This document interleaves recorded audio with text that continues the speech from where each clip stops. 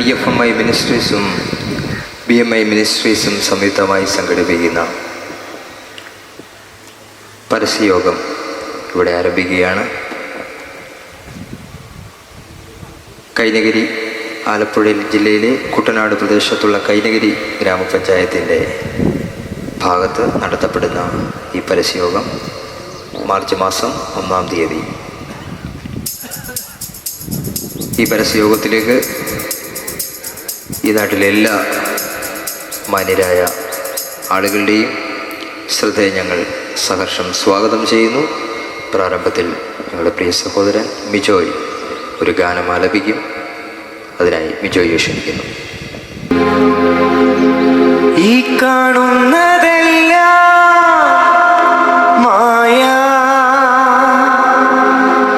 ഈ കാണുന്നതെല്ലാം മായ, ഈ കാണുന്നതെല്ലാം മായ.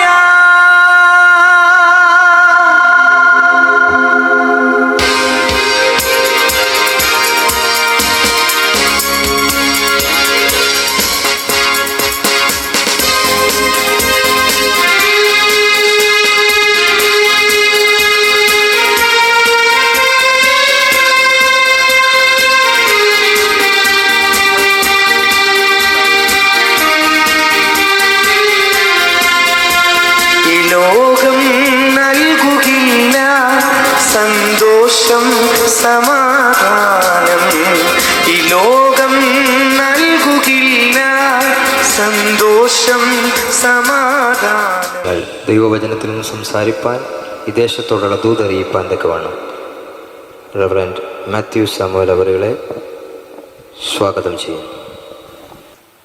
Pastor Johnson, pastor TS Samuel, കൂടിയിരിക്കുന്ന എല്ലാ പ്രിയപ്പെട്ടവരും യേശു കർത്താവിൻ്റെ നാമത്തിൽ വന്ദനം പറയുന്നു. ഒരിക്കൽ കൂടി ജീവനുള്ള ദൈവത്തെ എൻ്റെ ജീവിതത്തിൽ, ഞങ്ങളുടെ ജീവിതത്തിൽ രുചിച്ചറിയുവാൻ കഴിഞ്ഞ ആ സന്തോഷം പങ്കിടുന്നതിൽ ഞങ്ങൾക്ക് വളരെയധികം സന്തോഷമുണ്ട്. റോമാലേഖനത്തിൽ 8-ാം അധ്യായം 1-ാം വാക്യത്തിൽ ഇങ്ങനെ ഒരു പദമുണ്ട്: അപ്പോൾ ക്രിസ്തുവേശുവിലുള്ളവർക്ക് ഒരു ശിക്ഷാവിധിയും ഇല്ല. ക്രിസ്തുവേശുവിലുള്ളവർക്ക് ഒരു ശിക്ഷാവിധിയുമില്ല എന്ന് പറഞ്ഞാൽ, ക്രിസ്തുവേശുവിലില്ലാത്തവർക്ക് ശിക്ഷാവിധി ഉണ്ട്, ക്രിസ്തുവേശുവിലുള്ളവർക്ക് ശിക്ഷാവിധി ഇല്ല എന്നാണ് ഇവിടെ നമുക്ക് കാണുവാനായി കഴിയുന്നത്. നാം ഈ ലോകത്തിൽ ജീവിക്കുമ്പോൾ ഈ ലോകത്തിൻ്റെ ഓരോരോ സംഭവങ്ങൾ, ലോകത്തിൻ്റെ ഓരോ നമ്മുടെ ആഗ്രഹങ്ങൾ ഈ ലോകത്തോടു കൂടെ ഇരിക്കുമ്പോൾ, നമ്മുടെ പുറത്തെ മനുഷ്യൻ ഈ ലോകത്തെ സന്തോഷിപ്പിക്കുവാൻ, ലോകപ്രകാരം ഓടുവാനൊക്കെ ആഗ്രഹിക്കുമ്പോൾ, നമ്മുടെ അകത്തൊരു മനുഷ്യനുണ്ട്, ഇന്നർ മാൻ. ആ ഉള്ളിലെ മനുഷ്യന് നമുക്ക് കാണുവാൻ കഴിയുന്നത്, അവൻ അല്പസമയം പ്രാർത്ഥിക്കണം, അല്പസമയം പാടണം, അല്പസമയം ഉപവസിക്കണം, അല്പസമയം ദൈവത്തോട് പ്രാർത്ഥിക്കണമെന്നുള്ള ഒരു ആഗ്രഹം മാത്രമാണ് ഉള്ളത്. എൻ്റെ ജീവിതത്തിൽ യേശുവിനെ കണ്ടെത്തുവാൻ കഴിഞ്ഞത്, യേശുവിൻ്റെ സ്നേഹം രുചിച്ചറിയുവാൻ കഴിഞ്ഞത്, എൻ്റെ ജീവിത യാത്രയിൽ ഇതുവരെയും എന്നെ നിലനിർത്തി എന്ന് പറയുന്നതിൽ ഞാൻ സന്തോഷവാനാണ്.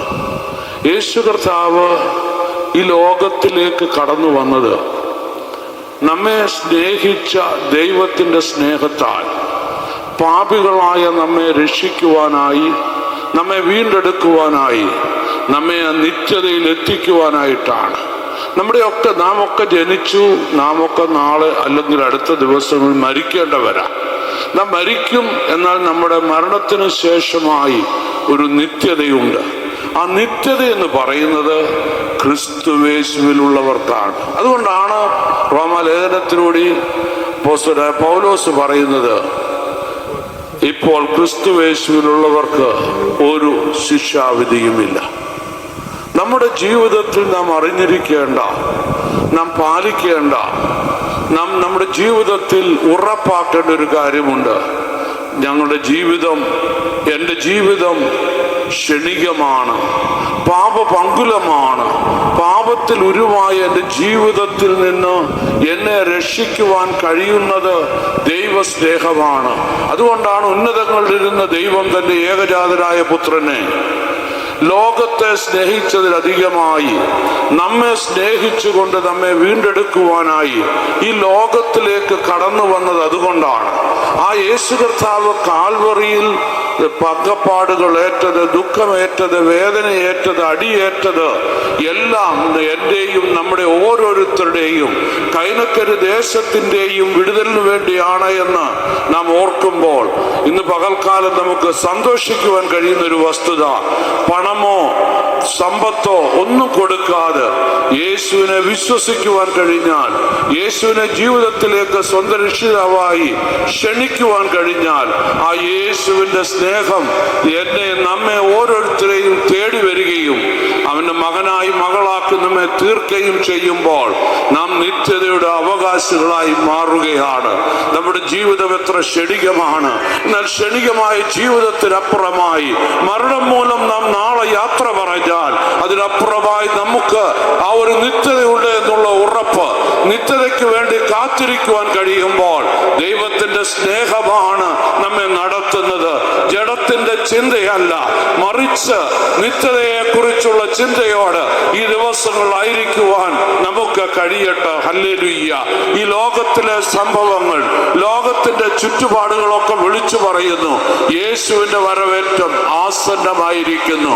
ലോക സംഭവങ്ങളിലേക്ക് തിരിഞ്ഞു നോക്കിയാൽ, ഓ ഹല്ലേലൂയ്യ, നമ്മുടെ ചുറ്റുപാടുകളിലേക്കൊന്ന് നോക്കിയാൽ യുദ്ധങ്ങൾ, ഭൂകമ്പങ്ങൾ, എത്രയോ ദാരുണമായ സംഭവങ്ങൾ, മനുഷ്യനെ നശിപ്പിക്കുന്ന സാഹചര്യങ്ങളൊക്കെ നമ്മുടെ മുൻപിൽ കിടക്കുമ്പോൾ അതിൻ്റെ നടുവിൽ നമുക്ക് കാണുവാൻ കഴിയുന്നത് നിത്യമായ സന്തോഷം, നിത്യമായ സ്നേഹം, നിത്യമായ കരുതൽ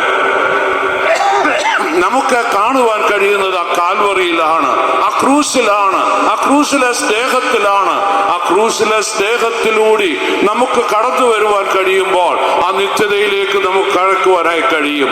ഇന്ന് പകൽക്കാലം ഈ വചനം കേൾക്കുന്ന പ്രിയ സഹോദരങ്ങളെ, പ്രിയ മാതാപിതാക്കളെ, പ്രിയ കുഞ്ഞുങ്ങളെ ഞാൻ ചോദിക്കട്ടെ, എൻ്റെ ജീവിതത്തിൽ ഞാൻ രുചിച്ചറിഞ്ഞ ഈ യേശുവിനെ രുചിച്ചറിയുവാൻ കഴിഞ്ഞാൽ, യേശുവിനെ ഹൃദയത്തിലേക്ക് സ്വീകരിക്കുവാൻ കഴിഞ്ഞാൽ നമ്മുടെ എല്ലാം ജീവിതത്തിൽ നിന്ന് നിത്യത ഉറപ്പാക്കുകയാണ്. ജീവന്റെ പുസ്തകത്തിലേക്ക് നമ്മുടെ പേരുകൾ എഴുതപ്പെടുകയാണ്. ആ നിത്യതയിൽ നമുക്ക് ഒരുമിച്ച് യുഗായുഗം വാഴുവാനായി കഴിയും. ഹല്ലേലൂയ്യ. ഇന്ന് പകൽക്കാലം നിങ്ങളായിരിക്കുന്ന സ്ഥാനത്ത്, നിങ്ങളുടെ ഭവനത്തിൽ, ദേശത്തെവിടെയായിരുന്നാലും അവിടെ ഒരു നിമിഷം ഒന്ന് നിൽക്കുമോ? യേശുവേ, ഞാൻ പാപിയാണ്, എൻ്റെ ജീവിതത്തിൽ അങ്ങയുടെ സ്നേഹം തേടി വന്നതിനാൽ, അടിയന്റെ ജീവിതത്തിലേക്ക് കടന്നു വന്നതിനാൽ ഞാൻ നന്ദി പറയുന്നുവെന്ന് ഒരു നിമിഷം പറയുവാൻ, യേശുവിനെ ജീവിതത്തിലേക്കൊന്ന് ഇൻവൈറ്റ് ചെയ്യുവാൻ കഴിയുമെങ്കിൽ യേശു കർത്താവ് നിങ്ങളുടെ ഉള്ളിലേക്ക് കടന്നു വരുവാൻ കാത്തിരിക്കുകയാണ്. ഒരു നിമിഷം പ്രാർത്ഥിക്കാം. ഞങ്ങളുടെ നല്ല ദൈവമേ, സ്വർഗീയ പിതാവേ, ഞങ്ങൾക്ക് വേണ്ടി ജീവൻ നൽകിയ ഞങ്ങളുടെ ജീവന്റെ ഉടയവനായ ക്രിസ്തുവേ, ഞങ്ങൾക്ക് വേണ്ടി നിത്യജീവൻ അങ്ങ് ഒരുക്കിയതിനാൽ ഞാൻ പോയി മടങ്ങി വരുമെന്ന്, നിങ്ങൾക്ക് വേണ്ടി പൗരങ്ങൾ ഒരുക്കുമെന്ന് പറഞ്ഞ യേശു കർത്താവേ, അങ്ങയുടെ മടങ്ങി വരവിനായി ഞങ്ങൾ നോക്കിയിരിക്കുമ്പോൾ ഇന്ന് പകൽക്കാലം അങ്ങയുടെ ദൂതിന്റെ മുൻപിൽ ഞങ്ങളെ തന്നെ ഏൽപ്പിക്കുന്നു. ഞങ്ങളുടെ നിത്യതയുടെ തുറമുഖത്തേക്ക് എത്തുവാൻ തക്കവണ്ണം ഞങ്ങളുടെ മക്കളാക്കി തീർക്കണമേ, ഞങ്ങളെ സ്വീകരിക്കണമേ, നിത്യതയിലേക്ക് ഞങ്ങളെ ചേർക്കണമേ എന്ന് ഞങ്ങൾ പ്രാർത്ഥിക്കുന്നു. സമയത്തിനായി നന്ദി പറയുന്നു. എല്ലാവരെയും ഒരുപോലെ അനുഗ്രഹിക്കണം. യേശുവിന്റെ നാമത്തിൽ തന്നെ ആമേൻ. തുടർന്ന് ഈ ദേശത്തിന് ഒരു അനുഗ്രഹ സന്ദേശം നൽകാനായി റവറൻഡ് ടി എ സാമുവൽ അവരെ ക്ഷണിക്കുന്നു. ഹല്ലേലൂയ. ദൂരത്തും ചാരത്തും നിന്ന് ദൈവത്തിൻ്റെ വചനം ശ്രമിച്ചുകൊണ്ടിരിക്കുന്ന എല്ലാ പ്രിയപ്പെട്ട നാട്ടുകാരുമേ, ഞങ്ങളുടെ കൂട്ടത്തിൽ വന്ന എല്ലാ ടീമുകൾക്കും കർത്താവായ യേശു ക്രിസ്തുവിന്റെ നാമത്തിലുള്ള സ്നേഹത്തെ അറിയിക്കട്ടെ. കേരളത്തിൽ അങ്ങോളം ഇങ്ങോളം ദൈവവചനം പരസ്യമായിട്ട് ശുശ്രൂഷിക്കുന്ന ഒരു ശുശ്രൂഷയുടെ ഭാഗമായിട്ട് ഇന്ന് ഞങ്ങൾക്ക് ഈ ദേശത്തും പ്രത്യേകിച്ച് കുട്ടനാടൻ പ്രദേശങ്ങളിലെ ഈ ചില ഗ്രാമങ്ങളിലൊക്കെയും ബോട്ടിൽ കടന്നവരാണ് ദൈവടിയാക്കി അദ്ദേഹത്തിന് ഉപയോഗം ദൈവത്തിന് സ്തോത്രം ചെയ്യുന്നു. എനിക്ക് മുമ്പായി പ്രസംഗിച്ച ദൈവത്തിന് ദാസൻ പറയുകയുണ്ടായി, ഇപ്പോൾ ക്രിസ്തുയേശു ഉള്ളവർക്ക് ഒരു ശിക്ഷാവിധിയുമില്ല. ഒരു മനുഷ്യൻ ഏത് മതത്തിൽപ്പെട്ടവനാണെങ്കിലും ഏത് രാജ്യത്തിൽ പിറന്നവനാണെങ്കിലും അവൻ്റെ ജനനം മുതൽ മരണം വരെ ഉള്ള 3 സ്റ്റേജുകൾ മലയാള ഭാഷയിലെ 3 വാക്കുകൾ കൊണ്ട് നമുക്ക് അർത്ഥമാക്കാൻ സാധിക്കും. ജനനം, ജീവിതം, മരണം. ഒരു വ്യക്തി ജനിച്ചു വീഴുന്ന ആ നിമിഷം മുതൽ അവൻ മരണപ്പെടുന്നവരെയുള്ള കാലഘട്ടമാണ് ദൈവം ജീവിക്കുവാനായിട്ട് കൊടുത്തിരിക്കുന്ന അവസരം.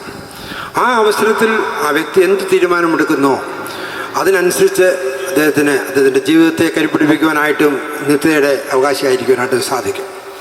വിശുദ്ധ തിരുവെഴുത്തുകൾ പറയുന്നു, ജീവനും മരണവും മനുഷ്യൻ്റെ നാവിൻ്റെ അധികാരത്തിന്മേൽ മാത്രം ഇരിക്കുന്നു. നമുക്കെല്ലാവർക്കും നമ്മുടെ മരണത്തിന് ശേഷം ഒരു ജീവിതമുണ്ട്, മരണാനന്തര ജീവിതമുണ്ട്. നമ്മളെല്ലാവരും ഏത് മതത്തിൽപ്പെട്ട വ്യക്തികളും വിശ്വസിക്കുന്നുണ്ട്. അതിനുവേണ്ടി സാധ്യമായിട്ടുള്ള എല്ലാ നല്ല കാര്യങ്ങളും ചെയ്തുകൊണ്ട് നമ്മൾ നല്ലതായിട്ട് ജീവിക്കാനായിട്ട് ശ്രമിക്കുന്നുണ്ട്. ആ തിരുവെഴുത്ത് പറയുന്നു, മനുഷ്യൻ്റെ നന്മ പ്രവൃത്തികൾ കൊണ്ടൊന്നും അവന് മോക്ഷം ലഭിക്കുകയില്ല. ഇന്നേക്ക് 2000 വർഷങ്ങൾക്ക് മുമ്പ് കാലത്തിൻ്റെ ദൈവമെങ്കിൽ കന്യകാസൂതനായിട്ട് കർത്താവായ യേശു ക്രിസ്തു ഈ ലോകത്തിൽ അവതീർണനായി മനുഷ്യരാശിയുടെ രക്ഷയ്ക്ക് വേണ്ടി അവൻ എല്ലാ കാര്യങ്ങളും ചെയ്തു. അതാണ് സാൽവേഷൻ പ്ലാൻ എന്ന് പറയുന്നത്. നിങ്ങൾ എവിടെയായിരുന്നാലും ഏത് വിശ്വാസത്തിലുള്ള വ്യക്തിയാണെങ്കിലും ഒരു നിമിഷം ശാന്തമായിട്ട്, യേശുവേ, അങ്ങ് എനിക്ക് വേണ്ടി ഈ ലോകത്തിൽ വന്ന് ജനിച്ചു, ജീവിച്ചു, മരിച്ചു, അടക്കപ്പെട്ട് സ്വർഗത്തിലേക്ക് പോയി, ഞാൻ ഹൃദയം കൊണ്ട് വിശ്വസിച്ചു കഴിഞ്ഞാൽ നിങ്ങളുടെ പേര് ജീവൻ്റെ പുസ്തകത്തിൽ എഴുതുകയാണ്. അങ്ങനെ എഴുതുന്ന വ്യക്തികൾക്ക് പിന്നെ ഒരു ശിക്ഷാവിധിയുമില്ല. അവർ ഈ ലോകത്ത് നിന്ന് മരിച്ച് മാറ്റപ്പെട്ട് പോകുമ്പോൾ വിശുദ്ധ തിരുവെഴുത്തുകൾ പ്രകാരം 1 തെസ്സലോനിക്കർ 4:16 നമ്മൾ വായിക്കുന്നുണ്ട്. കർത്താവ് താൻ ഗംഭീരനാഥത്തോടും പ്രധാനതയുടെ ശബ്ദത്തോടും ദൈവത്തിൻ്റെ കാഹളത്തും കൊണ്ട് ഇറങ്ങി വരുമ്പോൾ ക്രിസ്തുവിൽ മരിച്ചവർ മുമ്പേ ഉയർത്തി നിൽക്കുകയും ജീവനോടെ ശേഷിക്കുന്നവർ രൂപാന്തരപ്പെട്ട് കർത്താവായ യേശു ക്രിസ്തുവിനെ സ്വീകരിക്കുവാനായിട്ട് ഒരു മേഘങ്ങളിൽ എടുക്കപ്പെടും. ഇന്ന് ലോകം ഏറ്റവും അധികം ലോകം ഞെട്ടലുണ്ടാകാൻ പോകുന്ന ഏറ്റവും വലിയ സംഭവം എന്ന് പറഞ്ഞാൽ കർത്താവിൻ്റെ രഹസ്യപരവിൻ്റെ ആരംഭഘട്ടമാണ്. നമുക്കറിയാം, കണ്ണിമയ്ക്കുന്നതിനിടയിൽ ഈ ലോകത്ത് ലക്ഷോപലക്ഷം കോടിക്കണക്കിന് ആൾക്കാർ എല്ലാ രാജ്യങ്ങളിൽ നിന്നും ഈ ദേശത്തും പെട്ടെന്ന് പ്രത്യക്ഷമാകും. അതിനൊരു പരിഹാരം കാണുവാനായിട്ട് ശാസ്ത്രം ശ്രമിക്കും, മീഡിയകൾ ശ്രമിക്കും. പക്ഷേ തൃപ്തികരമായിട്ടുള്ള ഉത്തരം അവർക്കാർക്കും ലഭിക്കുകയില്ല. എന്നാൽ ഞാനിപ്പോൾ നിങ്ങളെ വായിച്ചു കേൾപ്പിച്ച തിരുവചനം അതിൻ്റെ ഉത്തരം തരികയാണ്. അതുകൊണ്ട് ഒരുപക്ഷെ നമ്മൾ ഈ ലോകത്തിൽ ആയിരിക്കുമ്പോൾ ഇതൊരു പക്ഷേ നിങ്ങൾക്ക് നിത്യത്തിലേക്ക് പോകുവാനായിട്ട് ദൈവം തരുന്ന ഒരു സന്ദർഭമാണെന്ന് മനസ്സിലാക്കി ദയവായിട്ട് നിങ്ങൾ നല്ലൊരു സത്യാന്വേഷിയാകുക, സത്യം മനസ്സിലാക്കുക, സത്യത്തെ അന്വേഷിക്കുക. കൂടുതൽ വിവരങ്ങൾ പറഞ്ഞു തരുവാനാണ് ഞങ്ങളുടെ ടീമംഗങ്ങൾ വിദേശത്തന്നെയുണ്ട്. ധാരാളം പേര് ഞങ്ങളുടെ ടീമിൽ ഇവിടെ പ്രവർത്തിക്കുന്നുണ്ട്. പ്രിയ മാത്യു കുടിച്ചാനെയും പ്രിയ ജോൺസനെയും ഒക്കെ പരിചയപ്പെടുത്താൻ ഞങ്ങൾ ആഗ്രഹിക്കുന്നു. അവരോട് സംസാരിച്ചിട്ട് തുറമാനമായിട്ടുള്ള നിങ്ങളുടെ സ്റ്റെപ്പുകളൊക്കെ എടുക്കുവാനായിട്ട് ദൈവം നിങ്ങളെ സഹായിക്കട്ടെ. ദൈവം ഈ വചനങ്ങളാൽ നമ്മളെല്ലാവരെയും സഹായിക്കട്ടെ. കല്ലടയ്ക്കാൻ പ്രാർത്ഥിക്കാം. നല്ല ദൈവമേ, സ്വർഗ്ഗസ്ഥപിതാവേ, ദൈവത്തിൻ്റെ വചനം കഥാവെ കേട്ട എല്ലാവരെയും ഞങ്ങൾ അനുഗ്രഹിച്ചതിന് പ്രത്യേകം പ്രാർത്ഥിക്കുന്നു.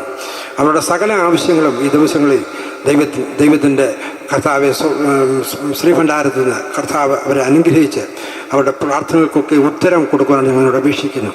ദേശത്തിനെ നീ അനുഗ്രഹിക്കണം, ദേശവാസികളെ നീ അനുഗ്രഹിക്കണം. കർത്താവെ, ഇവിടെ താമസിക്കുന്ന എല്ലാ പ്രിയപ്പെട്ടവരെയും ഞങ്ങൾ അനുഗ്രഹിച്ചുകൊണ്ട് പ്രാർത്ഥിക്കുന്നു.